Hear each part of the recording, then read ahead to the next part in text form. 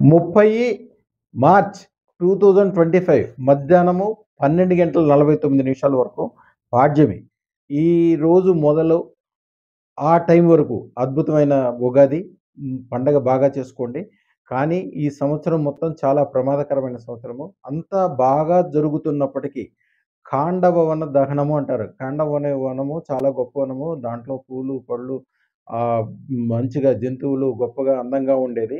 ఒక్క క్షణంలో కృష్ణార్జునులు మంచి పని కోసమే వారు ఆ కాండవాన్ని దహనం చేయటం వల్ల దాంట్లో ఉన్న జీవులు, జీవరాశులు అలాగే అన్నీ కూడా దహించబడినట్లు అయిపోయినాయి.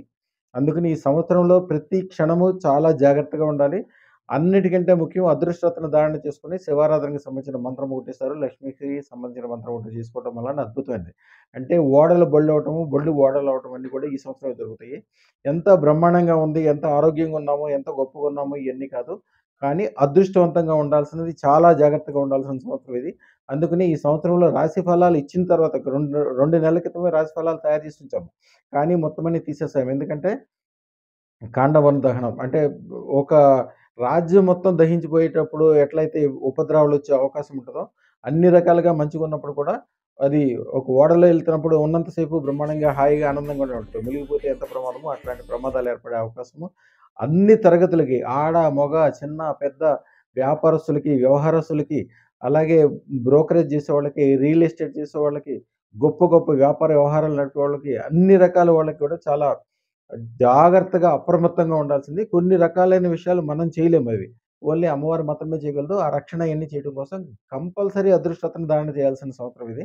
ఇందుకోసం అని చెప్పి వివరంగా ఏ జాతకానికి సంబంధించింది ఆ జాతకానికి సెపరేట్‌గా రాశి ఫలాలు ఇవ్వట్లేదు.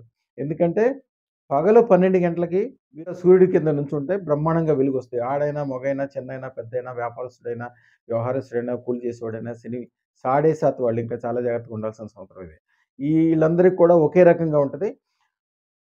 అదృష్టరత్నం పెట్టుకున్న తర్వాత కోటి సూర్యుల వెలుగుల ప్రభావంతోటి మీకొచ్చే చెడులు, రాజ్యంలో ఉండే ఇబ్బందులు, రకరకాలైన కష్టాలు, యాక్సిడెంట్లు, అనారోగ్యాలు వీటన్నిటి నుంచి మీరు దూరంగా ఎళ్ళిపోతారు. ఎందుకంటే భూమి మీద ఒక తుఫాను వచ్చి పెద్ద ప్రమాదాలు జరుగుతుండి రోడ్లు కొట్టుకుపోతున్నప్పటికీ మీరు ఒకవేళ విమానంలో గనక అంటే మేఘాల కంటే పైన గనక ప్రయాణం చేస్తుంటే కింద జరిగే ఏ విపత్తుతోటి మీకు ఎట్లయితే సంబంధం ఉండదో అదృష్టరత్నం దాటిన తర్వాత జీవితం అద్భుతంగా మారిపోద్ది. అన్ని రకాలుగా మంచిగా జరుగుతది. కంపల్సరీ అదృష్టరత్నం ధరించాల్సిన సంవత్సరం ఇదే. ఎందుకంటే ఆ క్షణం వరకు అన్ని రకాలుగా బాగుండి అప్పటికప్పుడే తిరగబడిపోయేటట్లు కాలిపోయినట్లు అయిపోయే ఛాన్సులుందిప్పుడు. శుభం భూయాత్.